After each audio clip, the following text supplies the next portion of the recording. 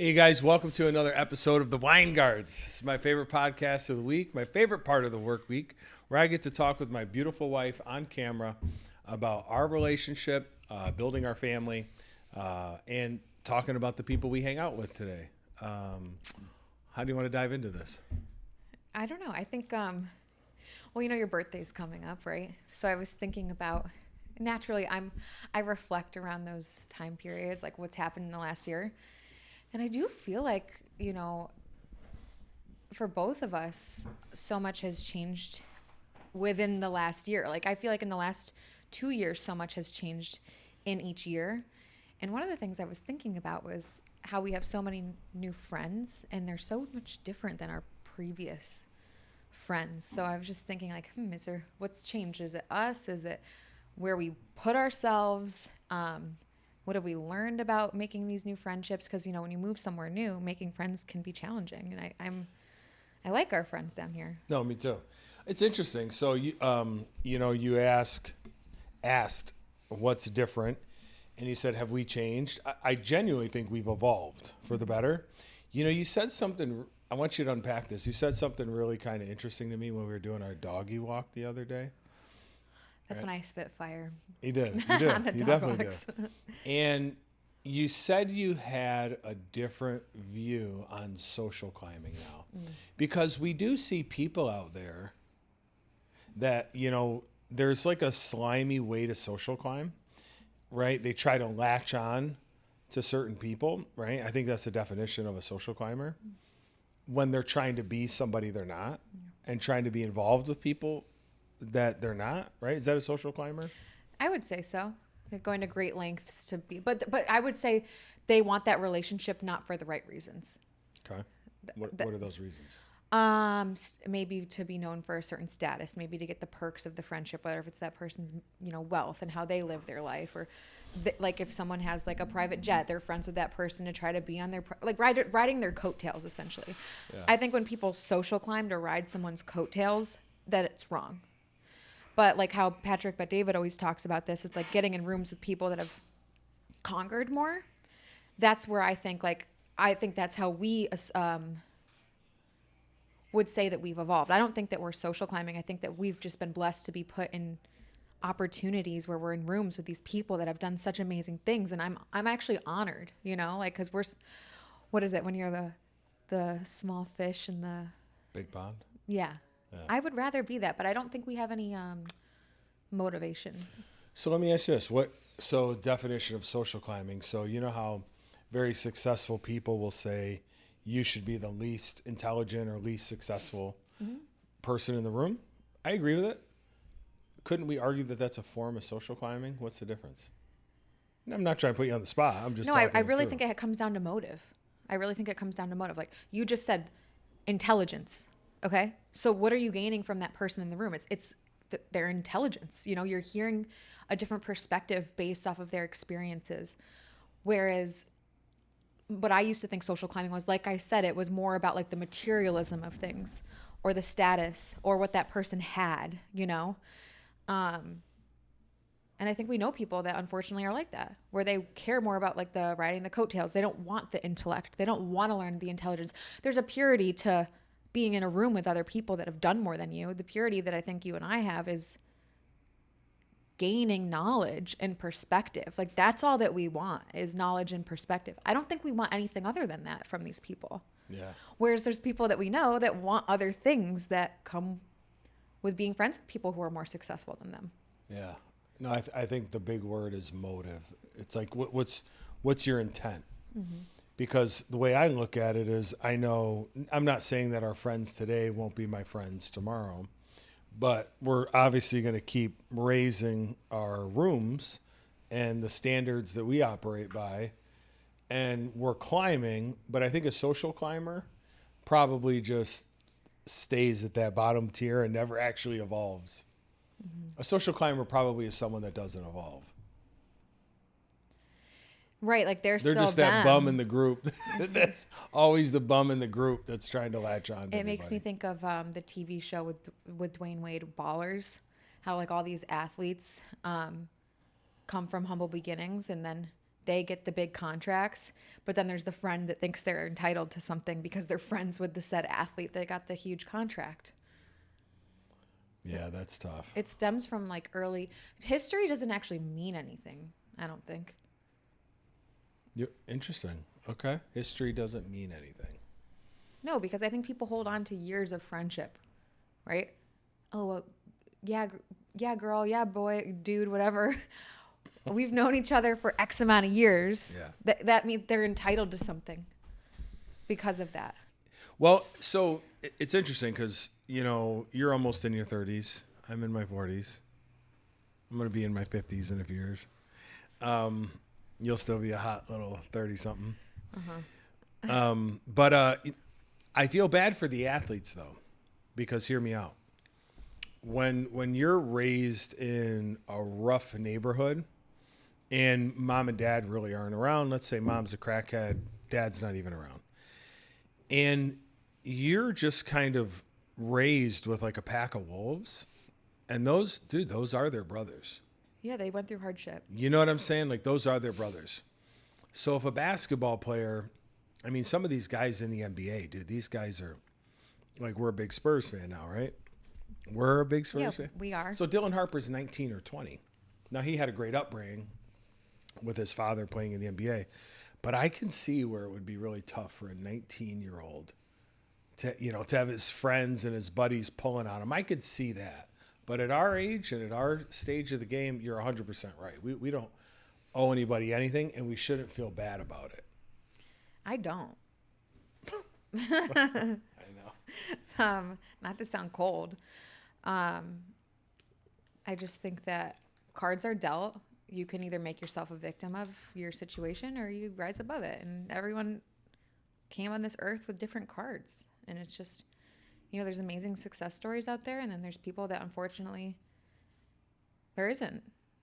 So, yeah.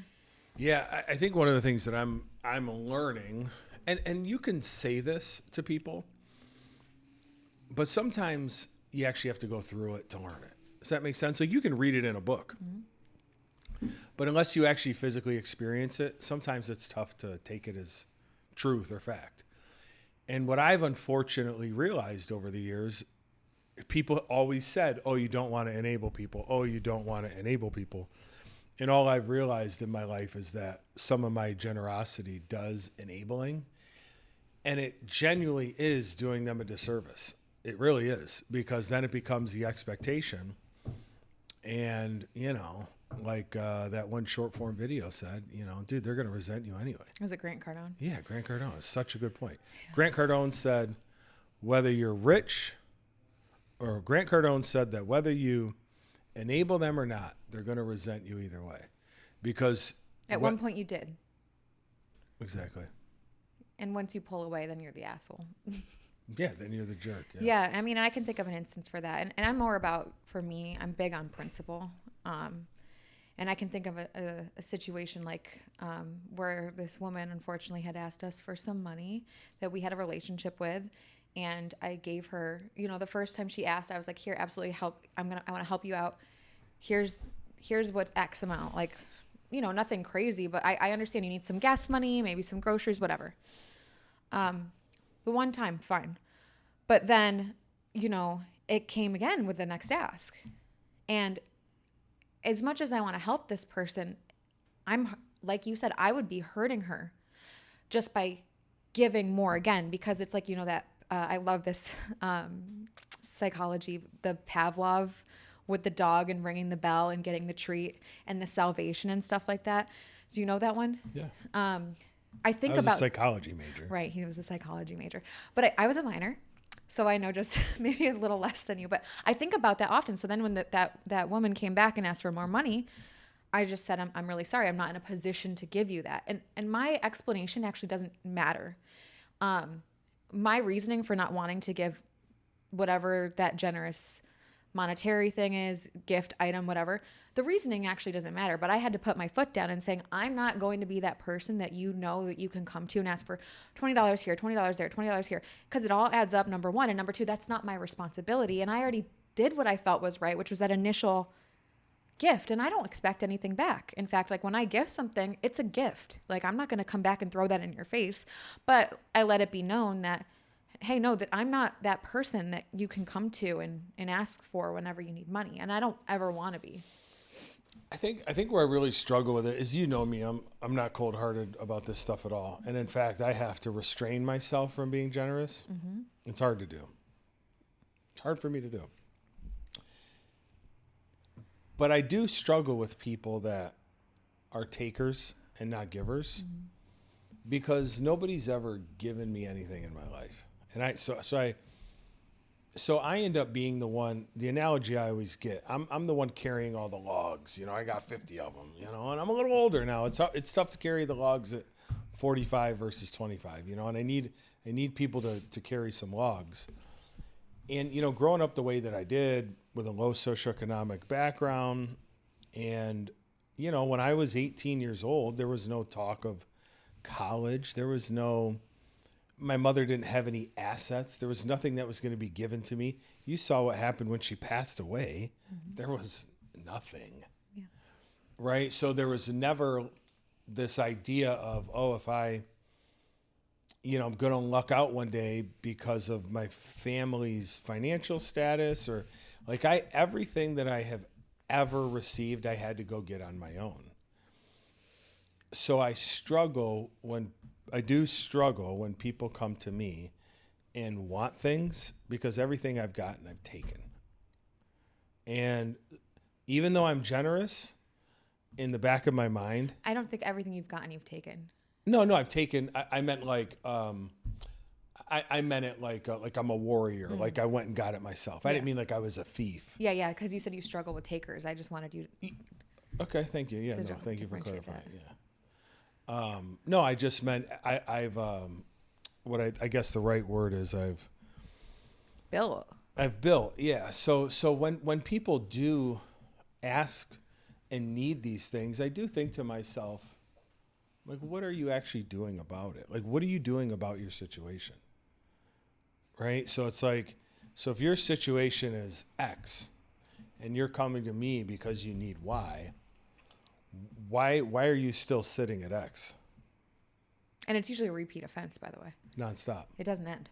Yeah, nonstop. So, you know, obviously if your sister came to me, Paige, and, you know, she goes, Eric, I messed up. I got to pay my rent. I'm like, come on, of course.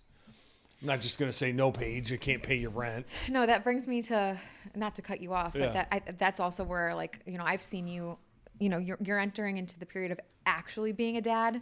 So not that you can't handle your own shit. Obviously you can, but like I have like this like maternal wife thing about me now, where I'm like I want to set more of those boundaries for us as a family, because now if you're going to be daddy to anybody, it's your immediate family, right? You have an immediate family now. So those priorities change. Like our priorities of what giving looks like, it changes for who it is for now, because you have an immediate family. Yeah. Yeah. Mentally it's like, all right, $1 through 100 goes to Alexis and Sophia. Maybe that last $101st, but the first 100 got to go to us moving forward. Mm-hmm. Have you noticed that on the first podcast we did, we both had like baby blue on? No, but we're doing it again. Totally unintentionally. Wow. Yeah, and you look so pretty with your blue eyes piercing through our rare blue moon marketing sign. That wasn't intentional at all. No. Interesting. No. I've never asked you this. Oh, no, I think I do know. Is your favorite color pink? Like, is it actually your favorite color? I think so. Oh, yeah. Yeah. This is like my favorite pink ever. But like, would I wear it all the time? No, I like neutrals and stuff like that. Yeah, no, I think it's healthy. For me personally, there's the circle of people I surround myself with directly impacts my behavior. Right? So if I like to have fun. Like I can easily be swooped into a good time. You know, like if somebody gave me a shot of Jameson here right now, I'd be like, oh, that felt pretty good. Like I'd like another one of those. You know? Sure. But it's saying no to the first one. It's easy. It's like, no, I'm good. I don't want to go there. Because I know it's not that I'm like a reckless drunk or anything, But I'm just like, oh, that was kind of nice. Let me go turn it up. So I can easily get persuaded by those kind of people. And I think what's really nice about the people I hang out with now is I'll see them look at me. We'll go somewhere and they kind of observe me. And they're like, is Eric having a drink? And I'm usually like, no. Drinking soda water or whatever. And they'll just drink soda water. But, the other day we're at brunch with our beautiful French couple, Francois and Jesse, and I saw Francois look at me like, what's up? You wanted some bubbly. Yeah. I go bring out a Bloody Mary. We'll do it, Yeah. But so my circle, unfortunately, it is the truth. Your circle can kind of dictate your behavior. Wouldn't you agree? Yeah, Good and bad? absolutely. And not that all drinking is bad. That's not. No, what it's I'm saying. influence. I mean, but the thing is that actually, for the reason why I mainly wanted to bring it up is because the concept of social climbing, I actually think that the conversations that we have with these couples just tap into such a different level of intellect and ideas. Like, really great conversations. Those, we should have a camera on like our business couple conversations, because there's so many amazing things that we talk about. It's just so amazing. Like, we get ideas every time we come home. We have different ideas, and that's what I mean. What are we gaining? Well, of course, there's great friendships, right? But there's a lot of people that are smarter than us in different ways, and I'm sure they feel the same vice versa about us. But there's so much perception and other knowledge to gain from other life experiences. Perspective. Yes, thank you. Pregnancy brain. You're always really close. I know. We're blaming it on the pregnancy brain right now. But I love that, and that's something that I've always struggled with. Is like, I've never been a surface level person. So it's always been hard for me to be like one of those girls in a big girl group to talk about dumb shit. like, oh my God, shopping. Like, what are you wearing? Stuff like that. I struggle with a typical big girl group because I don't think most people talk about it as very entertaining or fun. And I'm more of a serious gal. So like, I really respect the ladies that I hang out with down here. It's like, they're good. They're fun conversations for me. It's, I don't know if we talked about this on the other podcast. I do think one of the biggest problems that hurt our society was women getting into the workplace to a large degree. Mm-hmm. I'm not an economist. I'm just guessing. So this probably shouldn't even film this because it's probably going to be the dumbest thing ever. But my gut tells me that because of finances, I bet is the real reason that a lot of women started getting into the workforce. Yeah. So I don't know if it was the Me Too movement or a combination of both, but because of inflation and rising food costs, living costs, mortgages, that women, that they needed a supplemental income. Oh, you can go to work too now, get a job as a secretary like in Mad Men, right? And husband's the bread earner, but that extra back then, $6,000 or $7,000 a year really helped out. Today it would be more like the extra $50,000 a year really helps out. Okay. And obviously what happened there was, now the kids are raising themselves. There's not as much of, I don't want to say a home life, but there's some advantages and disadvantages to it for sure. The only real advantage is the financial necessity that you need to do it. So I think it was done out of necessity. But I will say, I've told you this before, I'm very attracted to your business assertiveness. Mm-hmm. And the couples that we tend to get with, plenty of them are stay-at-home moms. Plenty of them. Yeah. But most of them are pretty business-minded. And I think, and what's cool about this podcast is, this thing's going to blow up. It's good. You watch, in 2 or 3 years, this podcast will be a household name. It's going to be business couples that are watching it, couples that are in business together. Any comments? No, and I think even if the moms or the wives are stay at home, they actually still are in tune with their husband's business. Even if they're not actively participating, they're in tune. And they can speak of it if they want to, and if they don't want to, they don't. Yeah, you're thinking about the wealth manager we went out to dinner with the other. Yeah, she doesn't, but she totally doesn't work with him, but she's totally lockstep. Yeah, and very smart. Mm-hmm. So. Could be a businesswoman if she chose to. If she wanted to be. Yeah. Yeah. No, I think I just find myself more attracted to you. Like I would say the last lady I was with wasn't like that. The woman I was with before that was like that. The other ones I think I was just too young to know at the time. But definitely but we'll see we'll see what happens with you here in a few months. It's funny Like you we're say talking that. all this junk and you're about to pop out this baby girl. We'll see if you change. It's funny you say that because I was in a text thread this morning with two girls that I know. And the one girl asked me, is Sophia going to be in daycare? And I said, I don't think so. But I said, you know, I do work from home. If anything, maybe I could have someone come help out while I'm at home or whatever. And then one of the responses was like, that would be so hard for me because I would just think, you know, I'm the mom. I can take care of my baby better than said helper could. But like I had said in the chat, I have really no idea. I might all of a sudden just have this like new tap into another a new part in my brain, this love that I've never endured before, and I'm like, I want to be stay at home for however long, right? And then start doing like hybrid, and then get more full time back at work once the children get older or whatever. I literally said I don't think I can say until I know until the baby's here. But I do appreciate that I have options. You know, I'm not cornered to daycare, nanny, coming back to work. So I do appreciate that I have choices. I just don't know what they'll be yet. Yeah, I'm going to withhold opinion on any of this. Withhold a judgment or a opinion because I don't know. I will tell you this. When you and I were talking about having kids, we knew we wanted to have kids, but our timeline, we were also kind of saying, if it doesn't happen another year or so, we're okay. Right? But it was kind of like, all right, pull the goalie, you know, Eric, do what you got to do and just rock and roll. And we went and rock and rolled that one time and boom, here's pregnancy. So I'll tell you this, before pregnancy, you weren't like this person that was like, I'm just dying to be a mother. That wasn't, you're like, no, I know I will be. And when that time comes. But a week into you being pregnant and like you worrying about pregnancy and like you worrying if the baby's okay because you were sick that day or whatever. I remember you were kind of like teary-eyed with me. You're like, I really want this baby to be safe.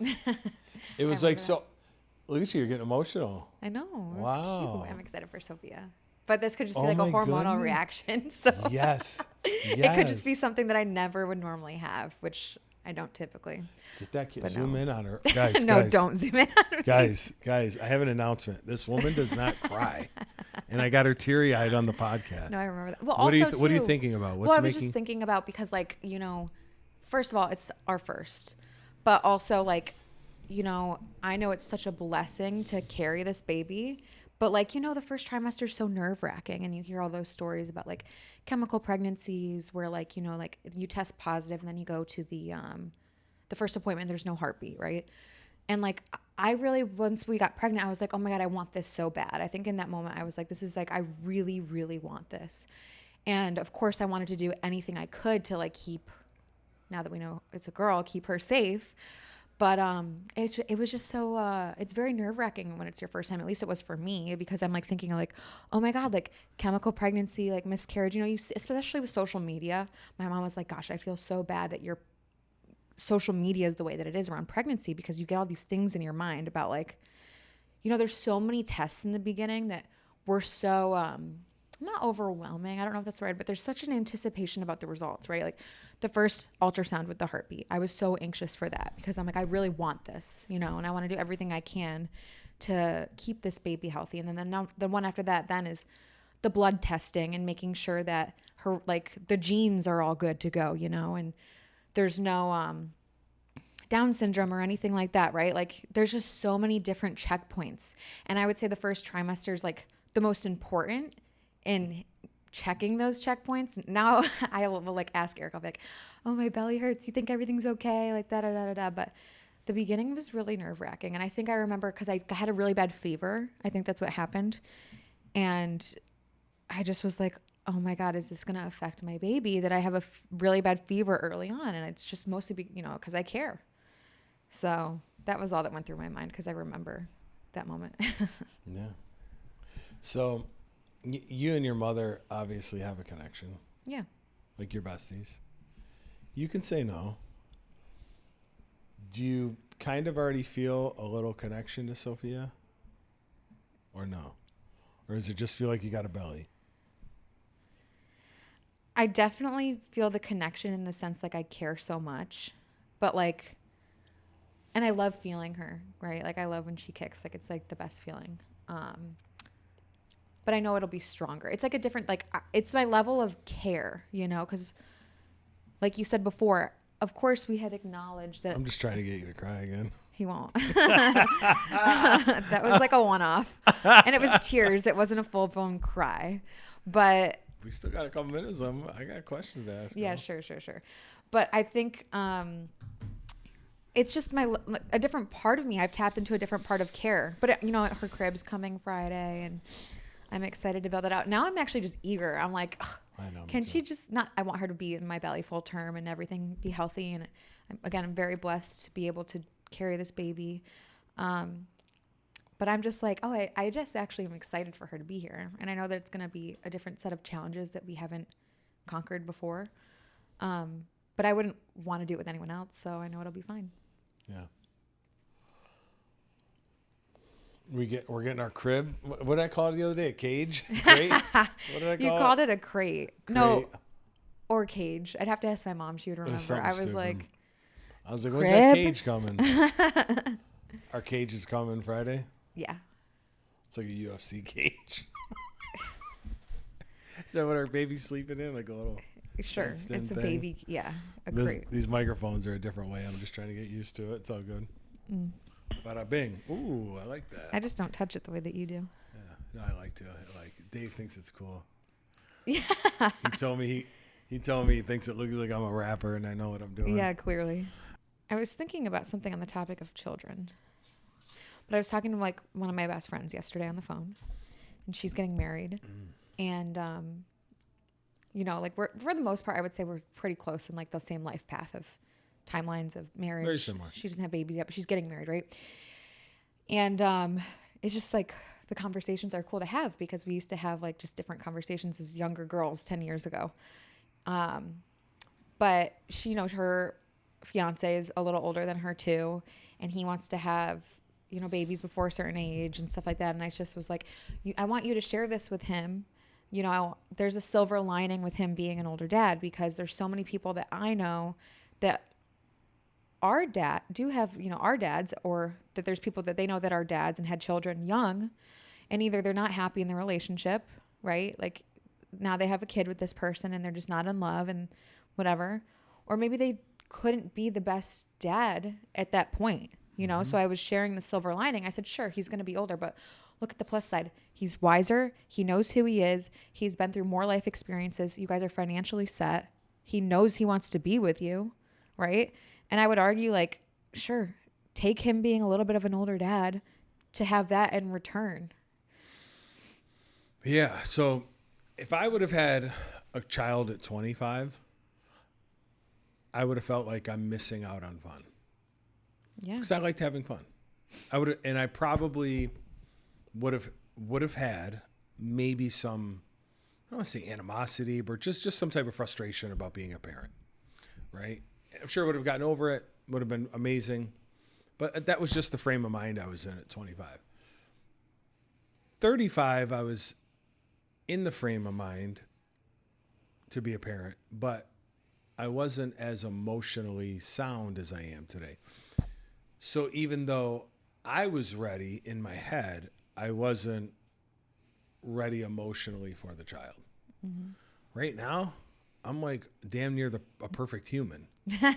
and I'm going to be a perfect dad for the child as much as I can be. And then, the only caveat here is, when I'm 70 is when she'll probably get married, but that's okay. I just got to get on every peptide in the world. But, Sure, but the argument goes back and forth. Like, there's some people that we know that have really unhealthy habits as parents. Yeah. Who's to say that they'll even make it to 70? They're going to die at 49 anyway. That's what I mean. So it's perspective, once again. Yeah. Yeah, Right? perspective.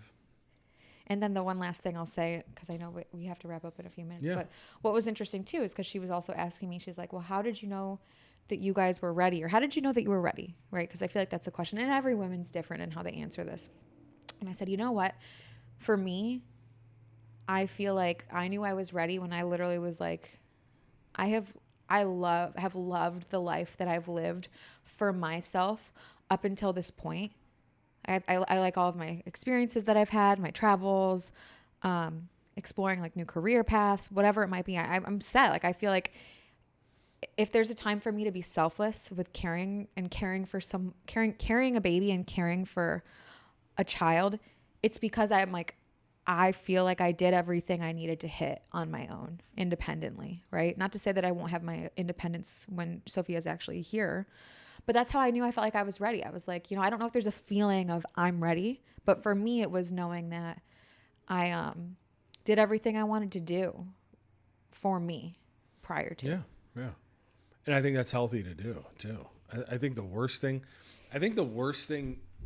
people can do when they make decisions is when they know that they still have an itch to be someone that they're not ready to be. She said she doesn't think she thinks she has a few more years. I said, then give yourself that time. Doesn't mean that if she got pregnant, she wouldn't be a great mom.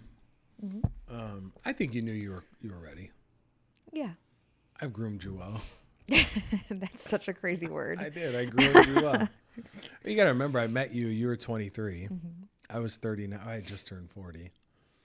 Careful, you might get canceled. Nah. But yeah. We're going to get people tuning in, some old dirty men. Like, how'd you do it, Eric? Yeah. Yeah. I mean, listen, when I first met you, a lot of your conversations are, oh my God, when I was in college, just like, we used to do this, and this, and my college girlfriends. And abroad. Yeah, oh my God. I kept having to hear about, oh my God, when I was abroad, I just want to go abroad again. But, I knew you were, that was your life experience at the time. Mm-hmm. And now 6 years together, your life experiences are totally different. And, you're ready. You're way past ready. And we're probably going to go back to back, probably have another child relatively quick, assuming everything works out and everything is safe. I think for anybody that's listening to this right now, something that I think Alexis and I want everybody to know, we don't think we have it all figured out. Like, we don't think we have our relationship 100% figured out. We don't think we have business completely figured out. We don't think we have anything completely figured out. But we've done a better job than most. And I would argue our relationship is a damn near model relationship today. But it took time to get there. But it took time to get there. And I believe the reason why it did is we were the right people for each other. And I feel like we met each other at the right time. Like, our timelines matched up. So, yeah, I think, and then couples in business, I mean, we work well together because we know each other's roles. Listen, the man should be the CEO. The man should be the alpha for sure. And I think sometimes I see these alpha men with another alpha female and they're clashing because she's trying to insert herself too much. I see that clashing sometimes. You got to let the man, unless he's naturally a beta and, that's how your relationship works. And I do know some relationships that work like that, but unfortunately I don't, not to go off on another topic, but that woman's probably looking at other men, let's be honest. But we genuinely just want you guys to listen and follow and subscribe. Make sure to like and subscribe because, as we're growing and learning, we're just going to share our learning moments with you. And you might be a young couple. You might be somebody. You might be thinking about starting a business together as a couple, and you're not sure if you want to do it. Comment below and let us know some of the questions that you have. Or you can find me at Eric Weingart Official or Alexis Weingart Official, DM us. We'll tell you, some stories about how we figured out how to manage our business together. But other than that, we'll see you again on the next episode of the Winegards. And make sure to like and subscribe. We'll see you again.